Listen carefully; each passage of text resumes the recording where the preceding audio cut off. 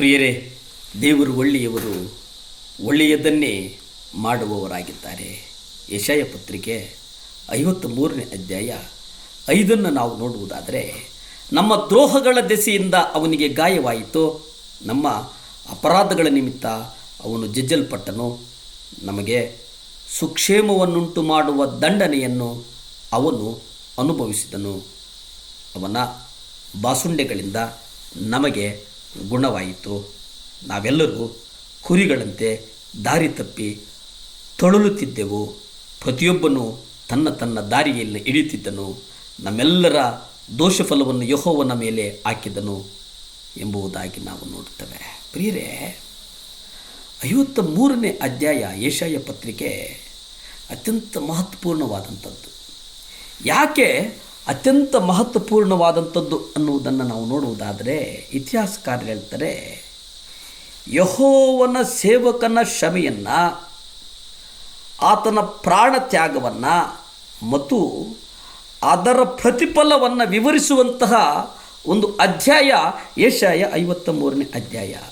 ಕರ್ತನು ಈ ಲೋಕಕ್ಕೆ ಬರುವುದು ಬಹಳ ಮುಖ್ಯ. ಈ ಲೋಕಕ್ಕೆ ಬಂದ ಮೇಲೆ ಆತನನ್ನು ಶಿಲುಬೆಗೆ ಹಾಕುವುದರ ಕುರಿತು 53ನೇ ಅಧ್ಯಾಯದಲ್ಲಿ ಬಹಳ ಸ್ಪಷ್ಟವಾಗಿ ನಾವು ನೋಡ್ತೇವೆ. ನೋಡಿ, ಈ 53ರಲ್ಲಿ ನಮ್ಮ ಜನಗಳ ದ್ರೋಹಗಳ ದೆಸೆಯಿಂದ ಈ ಪೆಟ್ಟು ಅವನ ಮೇಲೆ ಬಿತ್ತಲ್ಲ. ಯಾರ ಪರವಾಗಿದೆ ಅಂದರೆ, ಯಾವ ಜನಗಳು ಮಾಡಿದಂಥ ದ್ರೋಹ? ಹಿಂಸೆಯ ನ್ಯಾಯದಿಂದ ಕೊಲ್ಲಲ್ಪಟ್ಟನು, ಹಿಂಸೆಯಿಂದ ಕೊಲ್ಲಲ್ಪಟ್ಟನು. ವಜ್ರಾಸ್ಥಾನಕ್ಕೆ ಒಯ್ಯಲ್ಪಡುವ ಕುರಿಯಂತೆಯೂ ಉಣ್ಣೆ ಕತ್ತರಿಸುವವರ ಮುಂದೆ ಮೌನವಾಗಿರುವ ಕುರಿಯ ಹಾಗೆ ಇದ್ದನು. ಬಾಯಿಯನ್ನು ತೆರೆಯಲಿಲ್ಲ. ಅಂದರೆ ಇದು ಆತನು ತಂದೆ ಹೇಳಿದಂಥ ಮಾತುಗಳು ನೆರವೇರಿತು ಅನ್ನುವಂಥದ್ದನ್ನು ನಾವು ನೋಡುತ್ತೇವೆ. ಇಲ್ಲಿ ವಿಶೇಷವಾಗಿ ನಮ್ಮೆಲ್ಲರ ದೋಷ ಫಲವನ್ನು ಯೆಹೋವನು ಅವನ ಮೇಲೆ ಹಾಕಿದನು. ಪ್ರಿಯರೇ, ಅವನ ಬಾಧೆಗೆ ಒಳಗಾಗಿ ತನ್ನನ್ನು ತಗ್ಗಿಸಿಕೊಂಡನು.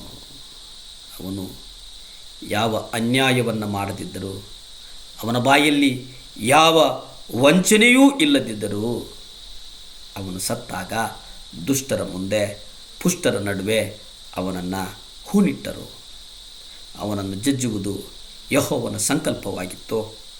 ಆತನು ಅವನನ್ನು ವ್ಯಾಧಿಯಿಂದ ಬಾಧಿಸಿ ಹೀಗೆಂದುಕೊಂಡನು, ಇವನು ತನ್ನ ಆತ್ಮವನ್ನು ಪ್ರಾಯಶ್ಚಿತ್ತ ಯಜ್ಞಕ್ಕಾಗಿ ಒಪ್ಪಿಸಿದ ಮೇಲೆ ತನ್ನ ಸಂತಾನವನ್ನು ನೋಡುವನು, ಚಿರಂಜೀವಿಯಾಗುವನು.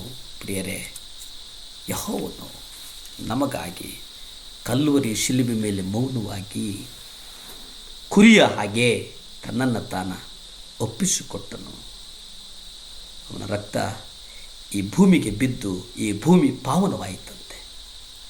ಕರ್ತನ ರಕ್ತ ಈ ಭೂಮಿಗೆ ಬಿದ್ದು ಆ ರಕ್ತ ಪಾವನವಾಯಿತಂತೆ. ಪ್ರಿಯರೇ, ಅಂದರೆ ಇವತ್ತು ಪ್ರಿಯ ದೈವಜನ ಮಕ್ಕಳೇ, ಕರ್ತನನ್ನು, ಆತನ ಭಕ್ತರನ್ನು ಧೈರ್ಯಗೊಳಿಸುವುದರ ಬಗ್ಗೆ ನಾವು ನೋಡುವುದನ್ನು ಆಗಿದೆ. ಯೆಹೋವನ ಸೇವಕರು ಭರವಸೆ ಇರುವುದಕ್ಕಾಗಿ ನಾವು ನೋಡ್ತೇವೆ. ಯೆಹೋವನ ಸೇವಕನ ಶ್ರೇಷ್ಠ ಕರ್ತವ್ಯ ಕುರಿತು ನಾವು ಗಮನಿಸ್ತೇವೆ. ನನ್ನ ಕಡೆಗೆ ಕಿವಿಗೊಡಿರಿ, ದೂರದ ಜನಾಂಗಗಳೇ ಆಲಿಸಿರಿ ಎಂಬುದಾಗಿ ನಾವು ನೋಡುತ್ತೇವೆ.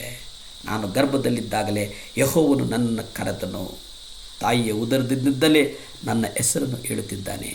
ನನ್ನ ಬಾಯನ್ನು ಹದವಾದ ಖಡ್ಗವನ್ನಾಗಿ ಮಾಡಿ ತನ್ನ ಕೈಯ ನೆರಳಲ್ಲಿ ನನ್ನನ್ನು ಒದಗಿಸಿದ್ದಾನೆ. ಪ್ರಿಯರೇ, ಆತನು ನಮಗಾಗಿ ಒಂದು ಉದ್ದೇಶವನ್ನಿಟ್ಟಿದ್ದಾನೆ. ಪ್ರಭಾವವುಳ್ಳ ದೇವರು ಎಲ್ ರೋಹಿ, ಯೆಹೋವ ಎಲ್ ರೋಹಿ, ಎಲ್ ಶಡಾಯ್. ಆತನು ನಿಮ್ಮನ್ನು ಆಶೀರ್ವದಿಸಲಿ. ಪ್ರಾರ್ಥಿಸಿಕೊಳ್ಳೋಣ. ಭೂಮಿ ಆಕಾಶಗಳನ್ನು ಉಂಟು ಮಾಡಿದಂಥ ಸರ್ವಶಕ್ತನಾದಂಥ ದೇವರ ಸ್ತೋತ್ರಪ್ಪ. ಸಹಾಯ ಮಾಡು ಸ್ವಾಮಿ, ವಿಶೇಷವಾಗಿ ಸ್ವಾಮಿ ದೇವರೇ. ಅಪ್ಪ, ಈ ದೇಹಗಳನ್ನು ನಿಮ್ಮ ಕರಗಳಿಗೊಪ್ಪಿಸಿ ಪ್ರಾರ್ಥಿಸ್ತೇವಪ್ಪ. ಸಮಾಧಾನ ಕೊಡಯ್ಯ. ಕುಟುಂಬಗಳಲ್ಲಿ ಇವತ್ತು ಸಮಾಧಾನದ ಕೊರತೆ ಆಗಿದೆ ಸ್ವಾಮಿ ದೇವರೇ. ಸಮಾಧಾನವನ್ನು ಕೊಡು. ಕುಟುಂಬದಲ್ಲಿ ಗಂಡ ಹೆಂಡತಿ ಮಕ್ಕಳ ಮಧ್ಯೆ ಒಂದು ವಿಶೇಷವಾದಂಥ ಒಂದು ಸಮಾಧಾನ ಕೊಡು. ಸಮಾಧಾನ ಕೊಡು. ಮಕ್ಕಳನ್ನು ಆಶೀರ್ವದಿಸು, ಬಲಪಡಿಸು, ಸ್ಥಿರಪಡಿಸು. ಯೇಸುವಿನ ನಾಮದಲ್ಲಿ ಬೇಡ್ತೇನೆ ತಂದೆ, ಆಮೆನ್.